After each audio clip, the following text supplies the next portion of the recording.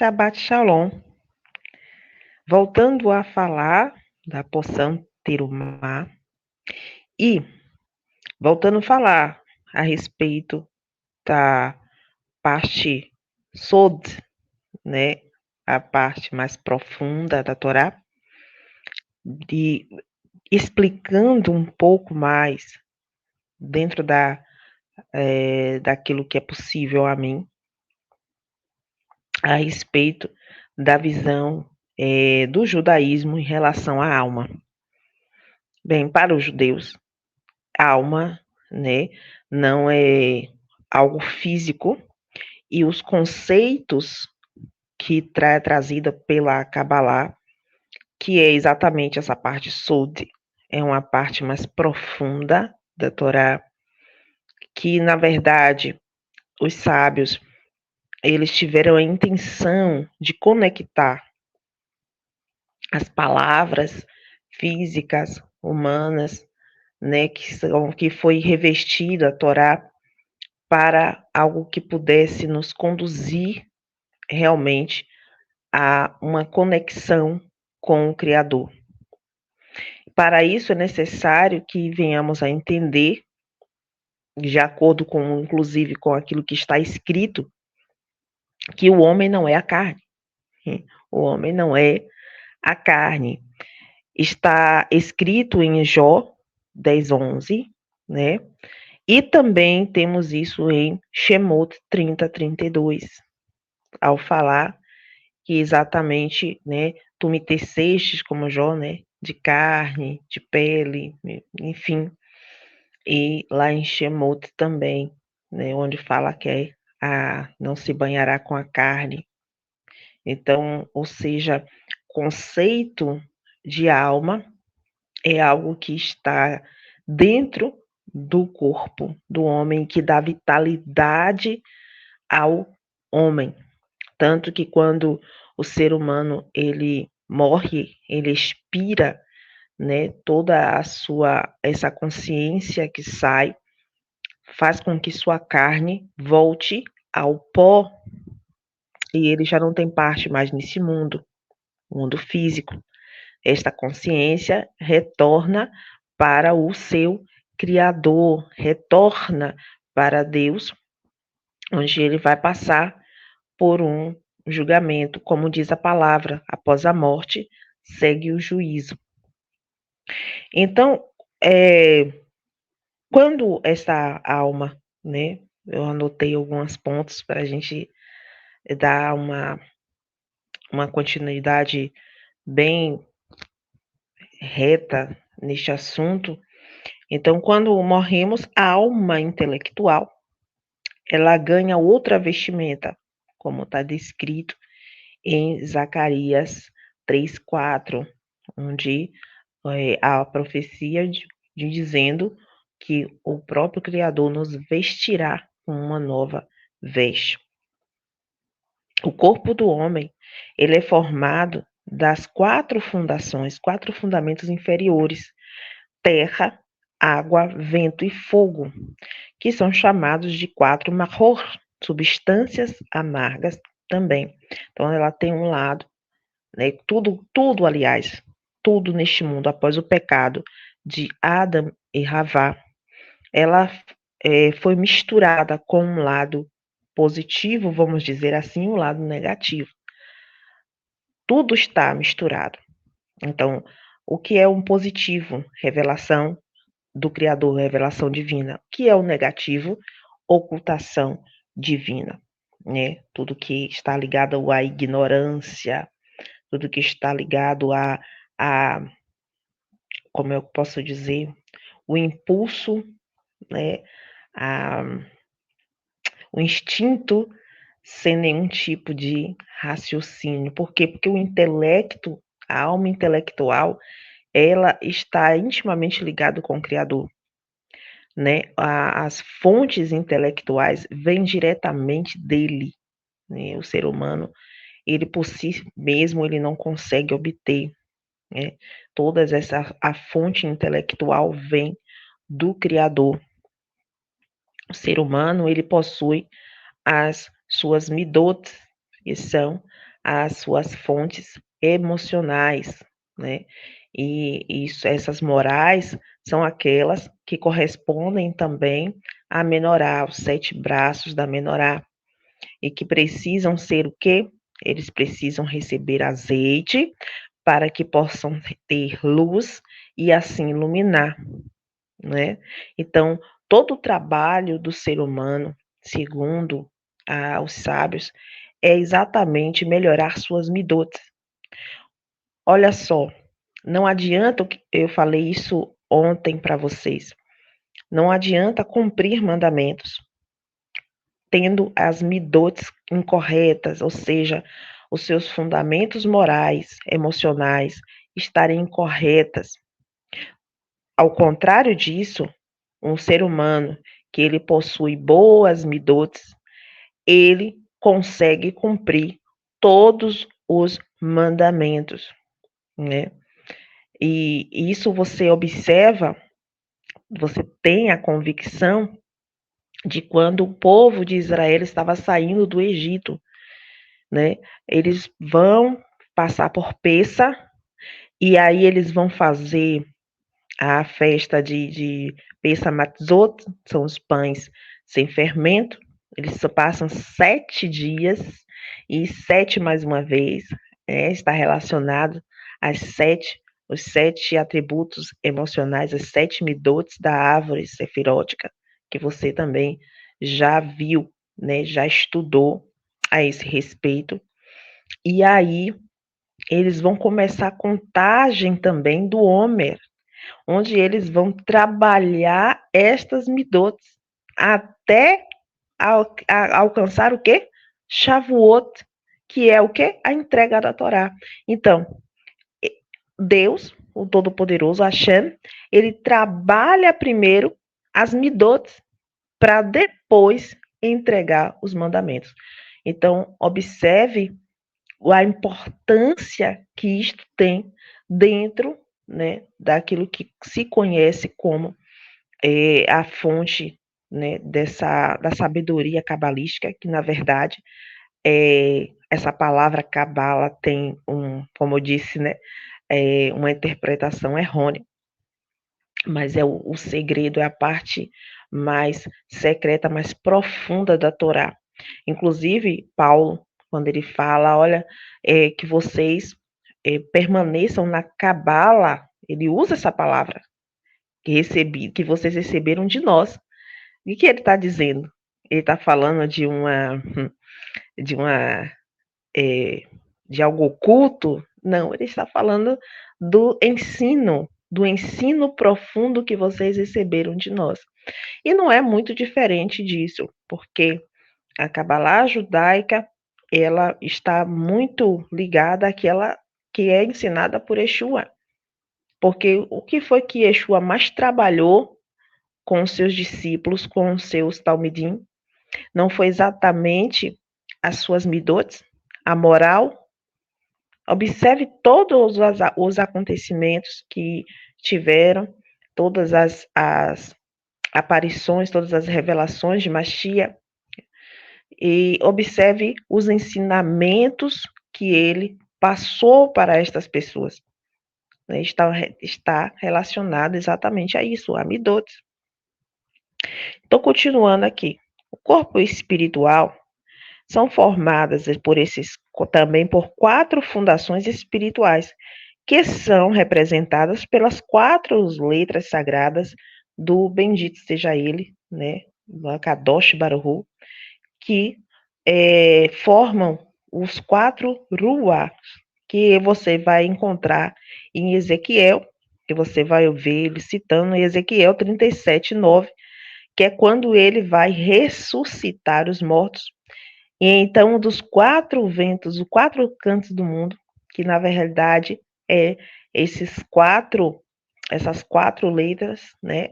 E que são a parte intelectual, a parte da consciência intelectual de Deus, que fará com que aconteça a ressurreição dos mortos, que é quem dá vitalidade ao corpo do ser humano.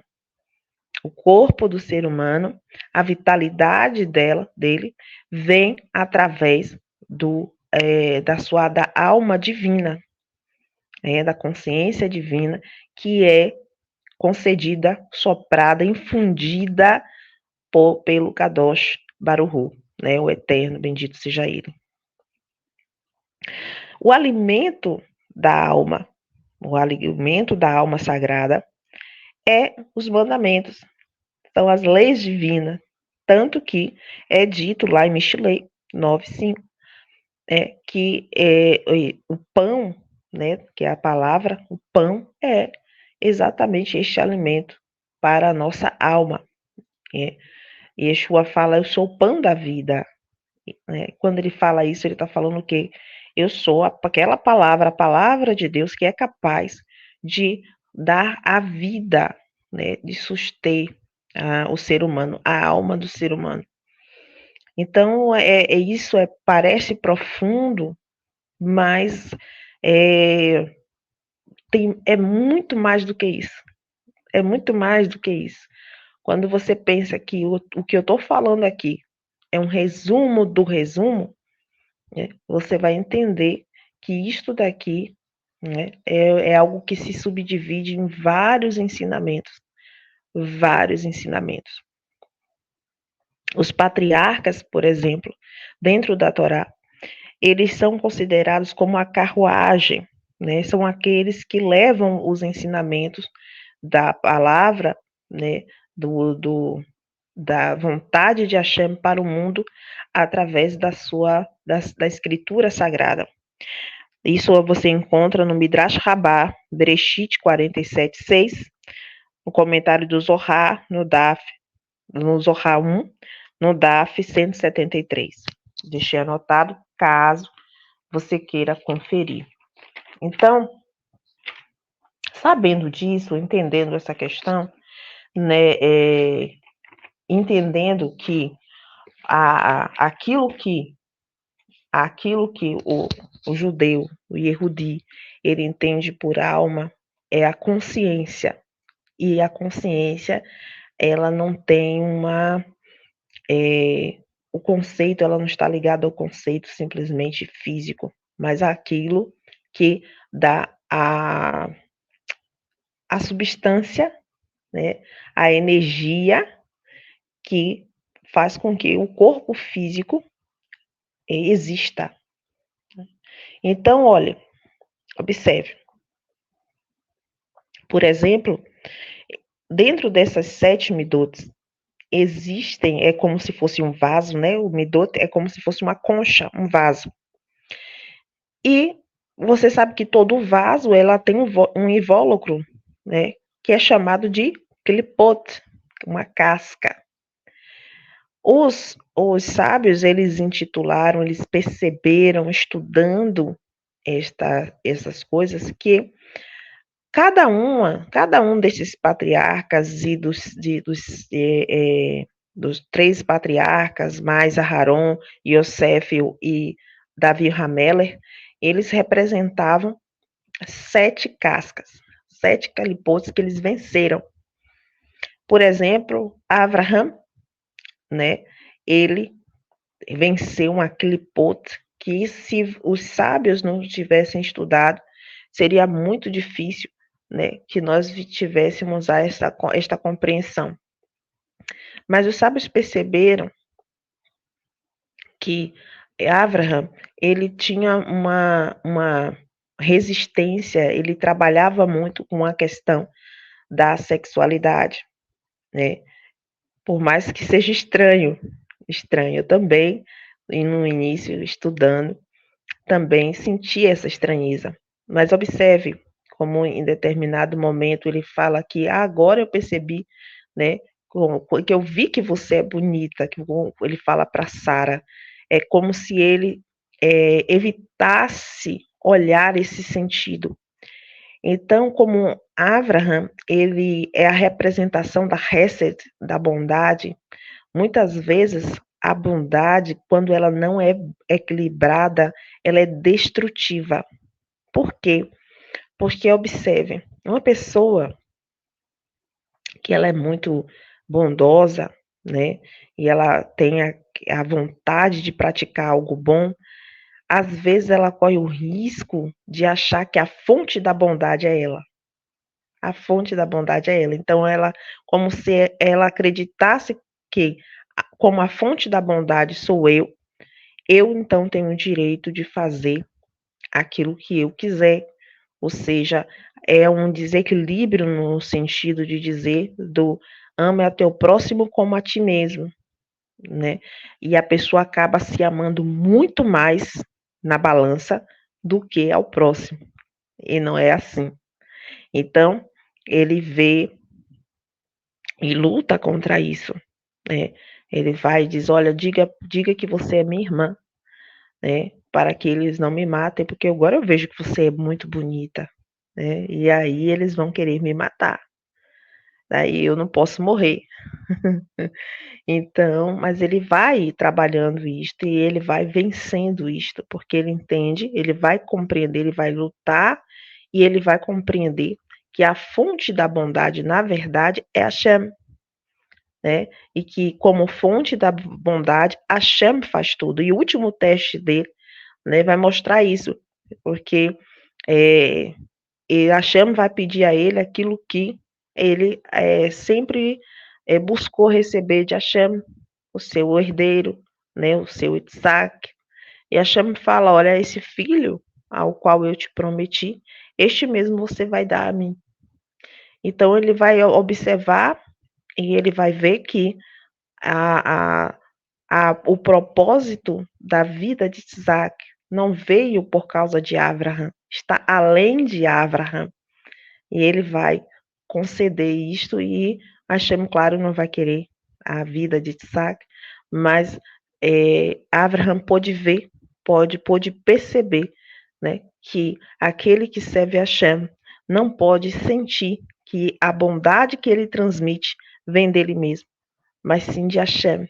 E se vem de Hashem e eu não sou dono da bondade, então eu não posso querer ser aquele que vai reter, né, para mim mesmo, para fazer aquilo que eu quero e para me beneficiar desta bondade. O segundo é Isaac. Já Isaac, ele já não é bondade, ele é Gevura. Ele é aquele que sente ele é aquele que vai ter que dominar a, a o fogo, a expansividade, a, a vontade, né, de atuar com força. E você percebe que a primeira coisa que acontece é que sua esposa, Rívika, não vai, né, ela vai ser estéril. E ele vai ter que orar muito para poder obter. Ele também tem a luta lá com os filisteus, que ele querem lá, né, tapar os seus poços, né, e ele poderia ter agido com força, com violência, né, ele era capaz disso, mas ele não fez. Ele permaneceu, ele se controlou, né? E por isso Isaac ele é a representação da Gevura. Ele conseguiu vencer. Os testes de Isaac também não foram fáceis. Temos Yaakov. Yaakov é aquele que tem aquele pá, ele teve que vencer aquele pá do materialismo. Não parece, mas Yaakov era apegado ao material. Tanto que ele, né, no momento que ele quis a primogenitura, né, ele teve que elevar esse desejo ao nível espiritual. E muitas vezes Yaakov foi levado a abrir mão dos bens para que ele pudesse vencer aquele pacto. Ou seja, o que é que você quer buscar mesmo? Os bens materiais ou os bens espirituais? E ele teve que muitas vezes abrir mão da materialidade para poder mostrar, né, para poder vivenciar a espiritualidade. Sempre foi assim. Apesar de que, abrindo mão, nunca faltou nada material para Yaakov. Temos Moshe. E Moshe, ele teve que vencer para se tornar, quebrar aquele do orgulho e se tornar humilde, né? Porque Moshe, ele nasce como príncipe no Egito, né? Ou primeiro nasce como hebreu que vai morrer no Nilo, mas ele é salvo, se torna um príncipe no Egito e até os sábios falam sobre isso. Ele foi criado como esse príncipe e muitos falam que quando ele foi revelado que ele era um hebreu, falaram para ele que havia uma profecia a respeito dele, que ele ia libertar os hebreus ali no Egito, e isso era algo que trazia um certo orgulho para o coração de Moshe. E então veio a questão, veio né, a luta para que ele pudesse ali receber a quebra do orgulho e se tornar humilde. Por isso, ele passa pela falha, o erro, quando ele mata o egípcio.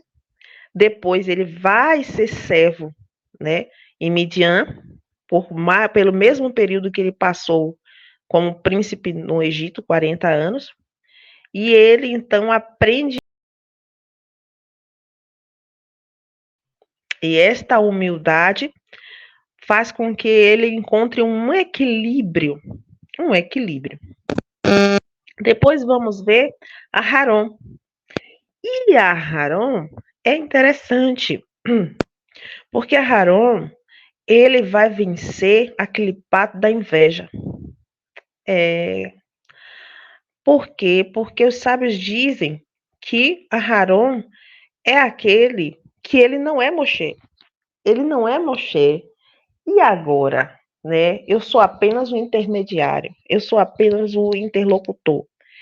E a luta que ele passa ali com aquele durante o período em que Moshe sobe no Sinai, né, para buscar as tábuas, e o povo está ali apertando a Haron, e a Haron se vê ali naquela situação, sendo impulsionado ao povo a dar uma solução naquilo, mas ele, ao mesmo tempo, ele está em um sentido de irritação profunda, porque não basta ele estar ali.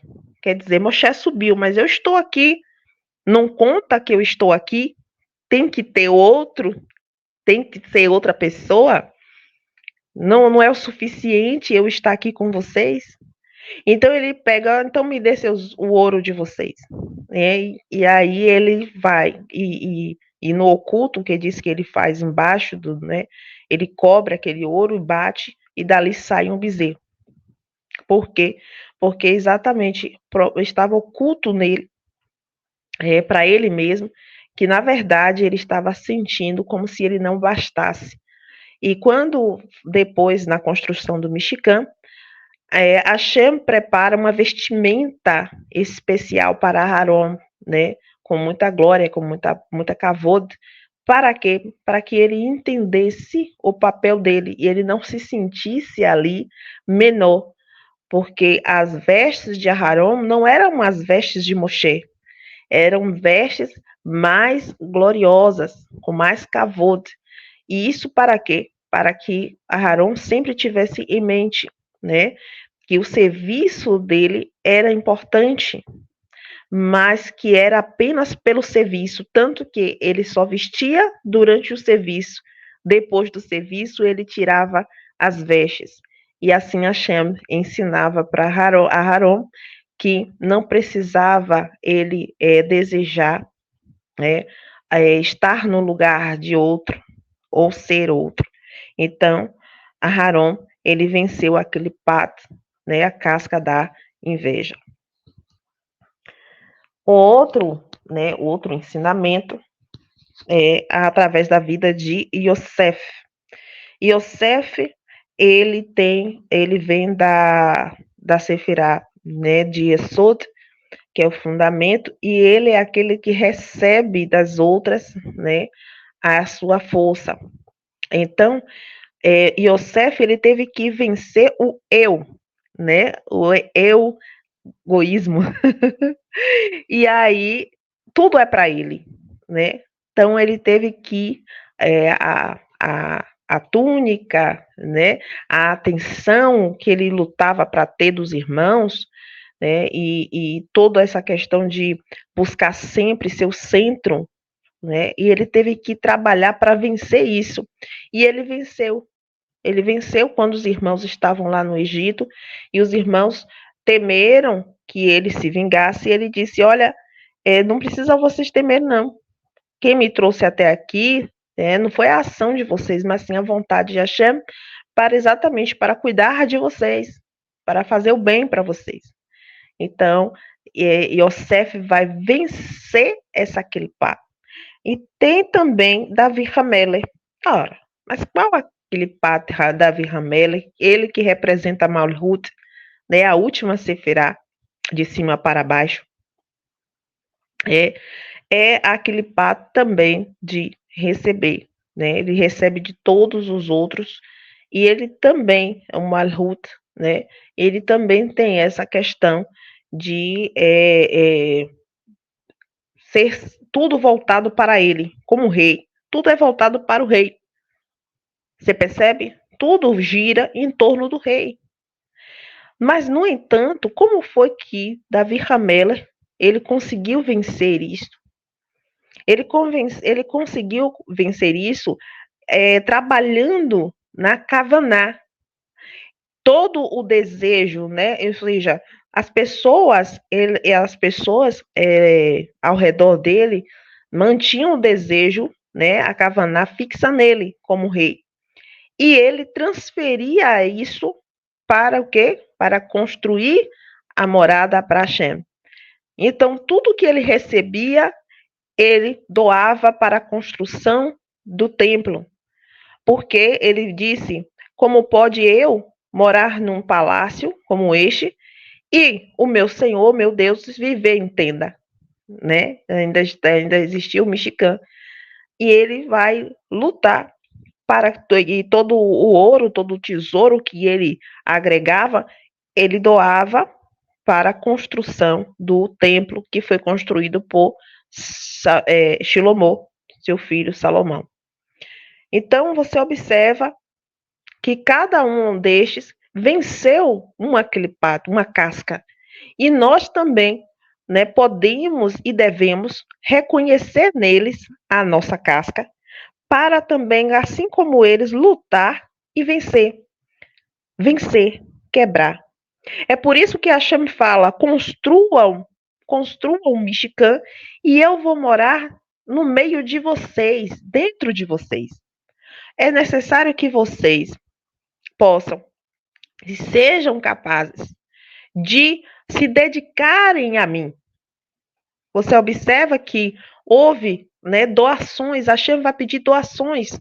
3 tipos de terumá, né, que são pedidos, e além de tudo, né, eles ainda vão ter que colaborar, continuar colaborando com o serviço e com tudo que é necessário para o Mishkan e depois para o templo. E isto serve para quê? Para que o ser humano possa investir em Hashem. Ou seja, é uma forma de trabalhar sua midot. Hashem sempre investe em você, todos os dias. Você, quando acorda, você respira, você anda, você consegue, você é sustentado, Hashem te dá parnassá. Isso é investimento. Ele está confiando em você, ele está acreditando em você. E você, como é que você tem investido, né? Você está acreditando que Hashem vai te resgatar, que ele vai realmente te vestir com um novo corpo, que ele vai realmente te fazer habitar em um lugar onde não há mais morte, não há mais tristeza, porque toda a fonte da dor, né, toda a fonte do sofrimento do ser humano vem exatamente dessa casca humana, né, que foi corrompida, né, pelo pecado. E você acredita nisso? Mas se você acredita, quanto você tem investido? Por quê? Porque o primeiro mandamento é: e amarás ao Senhor teu Deus de todo o teu coração, levaverrar. E tem uma palavra, tem um ensino que diz, né, que levaverrar é 2 corações. Então, né, porque está no plural. Então, ele está falando a respeito também do desejo espiritual e do desejo físico, né? Com toda a tua vontade espiritual, mas também com teu desejo físico. Você deve servir a Hashem, você deve amar a Hashem com todo o teu coração, com toda a tua alma, ou seja, com toda a tua consciência. Não existe servir, amar a Hashem na ignorância. Não existe amar a Hashem dizendo isso só tá bom para mim. É só o que eu preciso, eu não quero saber mais. Isso não é amor. É como alguém que não quer conhecer o seu marido. Não acha o suficiente. Pronto, eu tô comendo, eu tô bebendo, eu tô vestindo. Para mim tá bom. Para que eu quero conhecer meu marido? Para quê? Para que eu quero perder tempo ouvindo ele, tendo intimidade com ele? Não preciso disso. Entendeu? Isso não é um casamento. Não é unidade, não é união.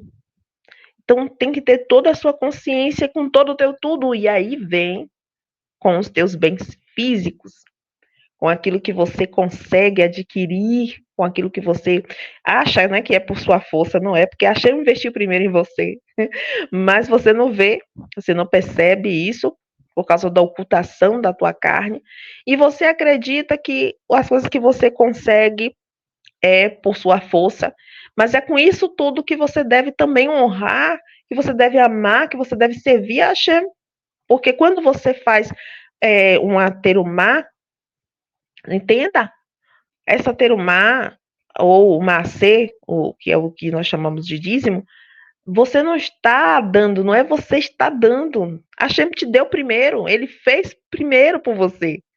Entende? Então você está só servindo a ele. É como se você dissesse: eu estou transmitindo para outro aquilo que o Senhor me deu. Eu estou repassando, porque eu nasci para isso. Eu fui criada para refletir e não para reter. Eu fui criada para refletir e não para reter. Então eu preciso ter esse entendimento e eu preciso saber que a bondade verdadeira não é quando eu devolvo a alguém aquilo que já lhe pertence. Quando eu alimento alguém, eu não estou fazendo bondade, eu estou fazendo justiça, eu estou devolvendo o que já é de direito.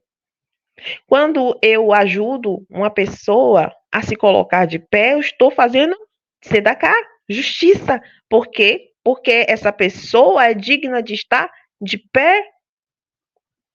Quando eu visto alguém, eu estou fazendo tzedakah, é justiça. Essa pessoa tem um direito a se vestir. Olho é igual a olho, boca é igual a boca, mão é igual a mão. É justiça. E bondade? Bondade é quando você dá ao outro aquilo que ele nunca teria. Nunca teria. Então é por isso que Yeshua diz: por que me chamas de bom? Bom só Deus. Então temos que entender estas coisas, temos que compreender estas coisas. Aqui está muito quente. Baruch Hashem, né? E eu sei que ele tem nos fortalecido, ele tem nos dado o suficiente e muito além do que isso, para que a gente possa cumprir a vontade dele, fazer a vontade de Hashem, né? E amanhã, se ele permitir, eu digo assim, se ele permitir, nós vamos tratar de outros assuntos dessa porção de terumá, né? Quando a gente produz em si mesmo, nós mesmos, né, essas midotes, né, quando nós vamos quebrando as cascas, as clipotes, né, aquilo que nos impede de revelar a verdadeira luz que está dentro dessas cascas, né, e vamos refinando as nossas vidas, nas nossas midotes, nós vamos sendo capazes de cumprir mandamento, inclusive o Shabat, Inclusive, a kasherut é uma forma, né, é o primeiro ensino, considerado assim, o primeiro ensino pelos sábios, para que a gente possa se purificar. Se purificar. Por quê? Existem pessoas hoje que ensinam que podemos comer porco, podemos comer camarão, porque nós não somos judeus e erudi. Nós somos, alguns até acrescentam essa questão de porque vocês são Binei Noa.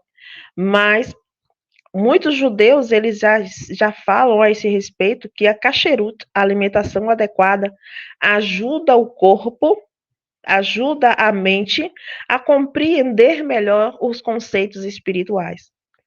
Não quer dizer compreender, ter a capacidade, a sabedoria, o entendimento, o conhecimento espiritual não tem nada a ver com a inteligência humana. Né? Eu vi até um rabino falando a esse respeito, falando assim, veja, grandes cientistas do mundo não comiam cachorutes, eram muito inteligentes, né? Muito inteligentes, mas incapazes de compreender a espiritualidade. Morreram tentando compreender conceitos espirituais que estavam explícitas para eles, né, devido à sua inteligência humana, mas eles não conseguiam ver. Ele até conta a história de um rabino que ele foi, né, fazer um seminário, né, fazer um estudo, e neste lugar cheio, auditório cheio, e ele começou a falar, né, dar os seus ensinos, e ele percebia que a plateia, que as pessoas que estavam ali, não conseguiam compreender, estava um auditório morno, todo mundo, né, inquieto, como se quisesse sair, como se quisesse ir embora, e ele tentou ensinar o mesmo conceito de várias maneiras, né, foi de um lado, foi de outro, tentando ensinar e não conseguia. Né, ele percebeu que não adiantava nada, ele desistiu. No final do estudo, um rapaz chegou até ele, né, e perguntou: Rabi, por que o Senhor mudou tantas vezes a forma de explicar a mesma coisa? O Senhor usou vários métodos de ensino na mesma palestra. Eu não entendi por que o Senhor fez isso. Ele disse: você percebeu que eu fiz isso? Ele percebi. E ele perguntou: me diga uma coisa, as pessoas que estão aqui, elas respeitam, elas praticam kasherut? Ele disse: não, não. Infelizmente, aqui eles não costumam a comer caché. Então ele disse: entendi você. Ele falou assim: Baruch Hashem, faz um ano que eu estou, né, me dedicando a viver a kasherut, a comer de forma kasher, apropriada. Aí ele disse: está explicado. Porque quando nós comemos, né, de forma apropriada, nós purificamos também a nossa neshama, a nossa alma, né, intelectual, e a gente consegue compreender os conceitos espirituais. Né? Lembrando que a nefesh, a consciência física, a inteligência física humana, não tem nada a ver com a consciência, né, intelectual espiritual. Né? Temos que fazer uma separação e buscar melhorar esta midot, né, de buscar quebrar essas cascas, melhorar a nossa vida, para que a gente possa realmente se aprofundar e conectar, né, depois que quebra essas cascas, a gente vai poder conectar o nível intelectual que vem de Hashem com as nossas midot, com o nosso nível, né, emocional. E aí sim, há uma união verdadeira com Hashem. O corpo fica completo e capaz de vivenciar o Olam Rabá. Até amanhã, se assim o Eterno permitir. Shabbat Shalom.